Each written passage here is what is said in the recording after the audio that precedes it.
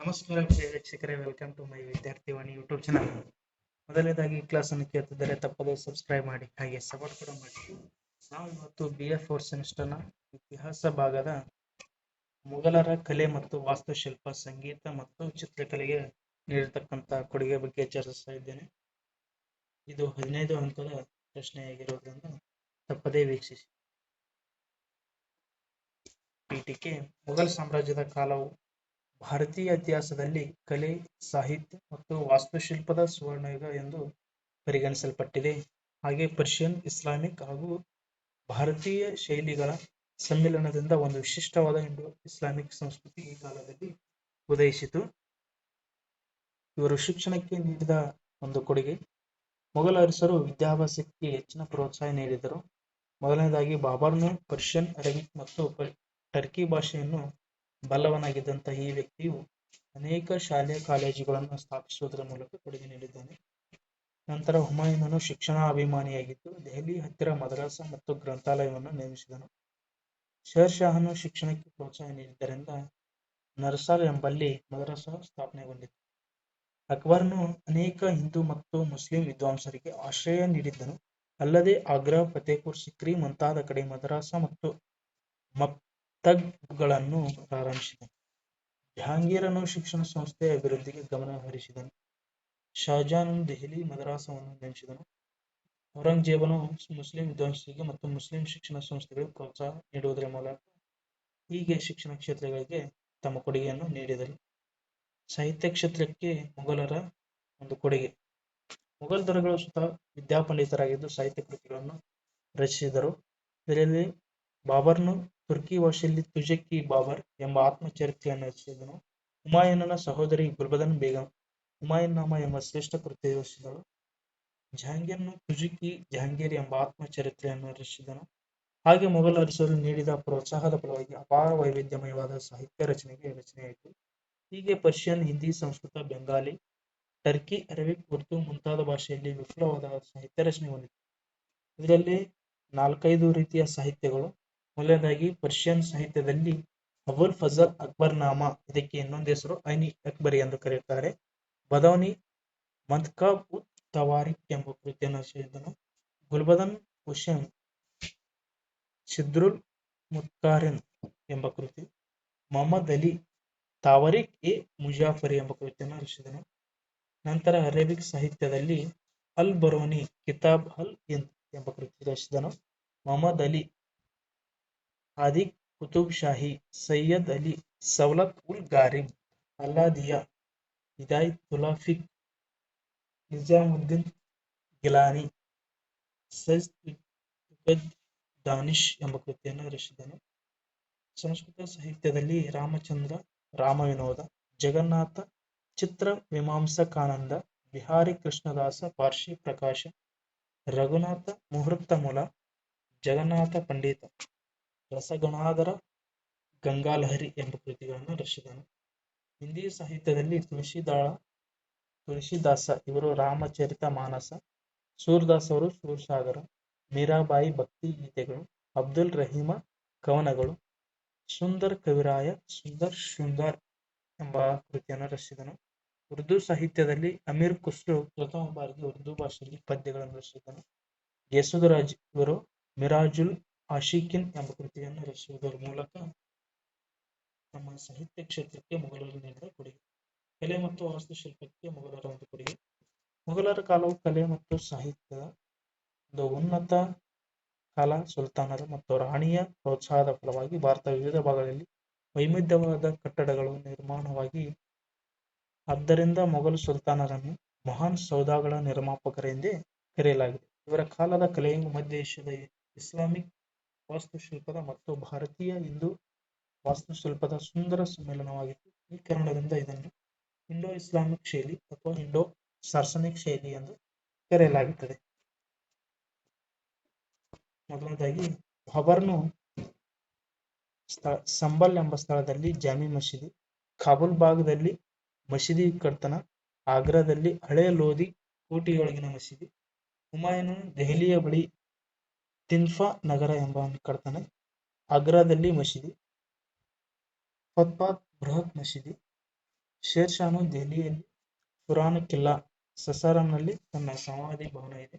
ಅಕ್ಬರ್ ಆಗ್ರಾ ಕೋಟೆಯಲ್ಲಿನ ಅರಮನೆ ಅಕ್ಬರಿ ಮಹಲ್, ಆಗ್ರಾದ ಹತ್ತಿರ ಜಹಾಂಗೀರ್ ಮಹಲ್, ಫತೇಪುರ್ ಶಿಕ್ರಿ ನಗರ, ಜಾಮಿ ಮಸೀದಿ, ದಿನ್ ಇ ಆಮ್, ದಿನ್ ಇ ಖಾಸ್, ಬುಲಂದ್ ದರ್ವಾಜ್, ಇಬಾದತ್ ಖಾನ್, ಪಂಚ ಮಹಲ್, ಜೋಧಾಬಾಯಿ ಮಹಲ್ ಹೀಗೆ ಹಲವಾರು ತನ್ನ ವಾಸ್ತುಶಿಲ್ಪ ಕೊಡುಗೆ. ಜಹಾಂಗೀರ್ನು ಲಾಹೋರ್ನಲ್ಲಿ ಬಾದ್ಶಾಹಿ ಮಸೀದಿ, ಕಾಶ್ಮೀರದಲ್ಲಿ ಶಾಲಿಮಾರ್ ಉದ್ಯಾನವನ, ಸಿಕಂದರ್ ಅಕ್ಬರ್ನ ಸಮಾಧಿ, ನೂರ್ ಜಹಾನ್ ಲಾಹೋರ್ ಮಿರ್ಜಾ ಫಯಸ್ ಬೇಗನ್ ಸಮಾಧಿ, ರಾವಿ ನದಿ ತೀರದಲ್ಲಿ ಜಹಾಂಗೀರ್ ಸಮಾಧಿ, ಶಹಜಾನನು ದೆಹಲಿಯಲ್ಲಿ ಜಾಮಿ ಮಸೀದಿ, ಕೆಂಪು ಕೋಟೆ, ತಾಜ್ಮಹಲ್ ಆಗ್ರಾದಲ್ಲಿ ತಾಜ್ಮಹಲ್, ದಿವಾನ್ ಇ ಆಮ್, ದಿವಾನ್ ಇ ಖಾಸ್, ರಂಗ್ ಮಹಲ್, ಮೋತಿ ಮಹಲ್, ಹಿರನ್ ಮಹಲ್, ಮಯೂರ ಸಿಂಹಾಸನ, ಔರಂಗಜೇಬನು ಬನಾರಸ್ನಲ್ಲಿ ಮಸೀದಿ, ಲಾಹೋರ್ನಲ್ಲಿ ಬಾದ್ಶಾ ಮಸೀದಿ, ಔರಂಗಾಬಾದ್ನಲ್ಲಿ ದಕ್ಷಿಣದ ತಾಜ್ ಮಹಲ್ ಎಂದೇ ಬೀಬಿ ಕಾ ಮಕ್ಬರ್ ಎಂಬ ಒಂದು ವಾಸ್ತುಶಿಲ್ಪಕ್ಕೆ ಇದೇ ರೀತಿ ಕೊಡುಗೆಯನ್ನು ನೀಡಿದ್ದಾರೆ. ಮೊಘಲರ ಉದ್ಯಾನವನಗಳು. ಮೊಘಲ್ ದೊರೆಗಳು ನಿಸರ್ಗಾಧಾರಕರಾಗಿದ್ದು ಮನರಂಜನೆಗಾಗಿ, ಕುದುರೆ ಸವಾರಿಗಾಗಿ, ಬೇಟೆಗಾಗಿ, ಸೌಂದರ್ಯ ಸೊಬಗು ಸವಿಸಲುವಾಗಿ ಹೂ ಮತ್ತು ಹಣ್ಣಿನ ಉದ್ಯಾನವನಗಳ ನಿರ್ಮಾಣಕ್ಕೆ ಮೊಘಲ್ ದೊರೆಗಳು ಆಸಕ್ತಿ ತೋರಿದರು. ಮೊದಲನೇದಾಗಿ ಬಾಬರ್ನು ಆಗ್ರಾದಲ್ಲಿ ನಿರ್ಮಿಸಿದ ಉದ್ಯಾನವನವನ್ನು ನೂರ್ ಇ ಆಫ್ಶಾನ್ ಎಂದು ಅಸ್ಬಿ ಇಸ್ತಾ ಎಂದು ಕರೆಯಲ್ಪಟ್ಟಿದೆ. ಅಕ್ಬರ್ನು ನಿರ್ಮಿಸಿದ ಶ್ರೀನಗರದ ಉದ್ಯಾನವನವನ್ನು ನಸೀಮ್ ಬಾಗ್, ಇದು ತಂಗಾಳಿಯ ಉದ್ಯಾನವನ ಎಂದು ಪ್ರಸಿದ್ಧಿಯಾಗಿದೆ. ಜಹಾಂಗೀರನು ನಿರ್ಮಿಸಿದಂತಹ ಶ್ರೀನಗರದ ಉದ್ಯಾನವನವನ್ನು ಶಾಲಿಮಾರ್ ಉದ್ಯಾನವನ ಅಥವಾ ಲಾಹೋರ್ ಉದ್ಯಾನವನವನ್ನು ಮೊಘಲ್ ಉದ್ಯಾನವನ ಎಂದೇ ಕರೆಯಲ್ಪಟ್ಟಿದೆ. ಶಹಜಾನನು ಆಗ್ರಾದಲ್ಲಿ ತಾಜ್ಮಹಲ್ ಉದ್ಯಾನವನವನ್ನು ನಿರ್ಮಿಸಿದ್ದು ಅದು ಸೌಂದರ್ಯೋಪಾಸಕರ ಸ್ವರ್ಗ ಎಂದೇ ಪ್ರಸಿದ್ಧಿಯಾಗಿದೆ. ಮೊಘಲರು ಚಿತ್ರಕಲೆಗೆ ನೀಡಿದ ಕೊಡುಗೆ. ಮೊಘಲ್ ದೊರೆಗಳು ಚಿತ್ರಕಲೆಗೆ ವಿಶೇಷ ಪ್ರೋತ್ಸಾಹ ನೀಡಿದರು. ಅವರಲ್ಲಿ ಮೊದಲನೇದಾಗಿ ಅಕ್ಬರ್ನು ಹಿಂದೂ ಮತ್ತು ಮುಸ್ಲಿಂ ಚಿತ್ರಕಾರರಿಗೆ ಆಶ್ರಯ ನೀಡಿದನು. ಅಂದಿನ 17 ಪ್ರತಿಭಾವಂತ ಚಿತ್ರಕಾರರಲ್ಲಿ ಪ್ರಮುಖವಾಗಿ 13 ಕಲಾಕಾರರು ಹಿಂದೂಗಳಾಗಿದ್ದು, ಅಕ್ಬರ್ನ ಆಸ್ಥಾನದಲ್ಲಿ ಹಿರತ್ ಖಾನ್ ಚಿತ್ರಕಾರ, ಹುಸೇನ್, ಅಬ್ದುಲ್ ಸಮದ್ ಮತ್ತು ಮೀರ್ ಸೈಯದ್ ಅಲಿ ಫರೂಕ್ ಬೇಗ ಎಂಬ ಪ್ರಸಿದ್ಧ ಚಿತ್ರಕಾರರು ಇದ್ದರು. 50 ಚಿತ್ರಕಾರರು ಸೇರಿ ದಾಸ್ತಾನ್ ಇ ಅಮೀರ್ ಅರ್ಜಾ ಎಂಬ ಚಿತ್ರ ಪುಸ್ತಕವನ್ನ 12 ಸಂಪುಟಗಳಲ್ಲಿ ತಯಾರಿಸಿದರು. ಜಹಾಂಗೀರ್ನು ಚಿತ್ರಕಾರರಿಗೆ ವಿಶೇಷ ಪೋಷಣೆಯನ್ನ ನೀಡಿ ಇವನ ಆಸ್ಥಾನದಲ್ಲಿ ಖ್ಯಾತ ಮುಸ್ಲಿಂ ಚಿತ್ರಕಾರರೆಂದರೆ ಮಹಮ್ಮದ್ ನಾದೇರ್, ಫರೂಕ್ ಬೇಗ್, ಮೊಹಮ್ಮದ್ ಮುರಾದ್, ಹಾಗೆ ಹಿಂದೂ ಚಿತ್ರಕಾರರು ಬಿಷನ್ ದಾಸ್, ಕೇಶವ, ಮನೋಹರ, ಮಾಧವ, ತುಳಸಿ. ಇವನ ಕಾಲ ಚಿತ್ರಕಲೆಯ ಪರಾಕಾಷ್ಠತೆಯನ್ನು ಸುವರ್ಣಯುಗವಾಗಿತ್ತು. ಜಹಾಂಗೀರ್ನ ಮರಣದೊಂದಿಗೆ ಚಿತ್ರಕಲೆಯ ಆತ್ಮವು ಕೂಡ ಹೊರಟು ಹೋಯಿತೆಂಬ ಒಂದು ನಂಬಿಕೆ ಇದೆ.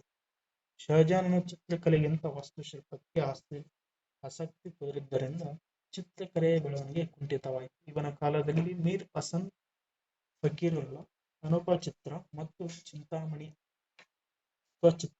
ಎಂಬ ಚಿತ್ರಕಾರ ಇದ್ದರು. ದಾರಾ ಚಿತ್ರಕಲೆಗೆ ಪ್ರೋತ್ಸಾಹ ತೋರಿದನು. ಇವನ ಅಧೀನದಲ್ಲಿ ಚಿತ್ರ ಸಂಪುಟ ರಚನೆಯಾಯಿತು. ಔರಂಗಜೇಬನು ಚಿತ್ರಕಲೆಗೆ ವಿಶೇಷ ಪ್ರೋತ್ಸಾಹ ನೀಡಲಿಲ್ಲವಾದ್ದರಿಂದ ಅದು ಅವನತಿ ಹಾದಿ ಹಿಡಿತು. ಮೊಘಲರ ಕಾಲದಲ್ಲಿ ಚಿತ್ರದಲ್ಲಿ ಪಕ್ಷಿ, ಗಿಡ, ಮರ, ಪುಷ್ಪ, ಪ್ರಾಣಿ, ಬೇಟೆ, ಪ್ರಕೃತಿ ದೃಶ್ಯ, ಆಸ್ಥಾನದ ವೈಭವ, ಐತಿಹಾಸಿಕ ಘಟನೆಗಳು ಮತ್ತು ನೈಸರ್ಗಿಕ ವಸ್ತುಗಳ ರಚನೆಗೆ ಹೆಚ್ಚಿನ ಪ್ರಾಧಾನ್ಯತೆಯನ್ನು ದೊರೆತಿದೆ. ಮೊಘಲರು ಸಾಹಿತ್ಯ ಕ್ಷೇತ್ರಕ್ಕೆ ನೀಡಿದ ಒಂದು ಕೊಡುಗೆ.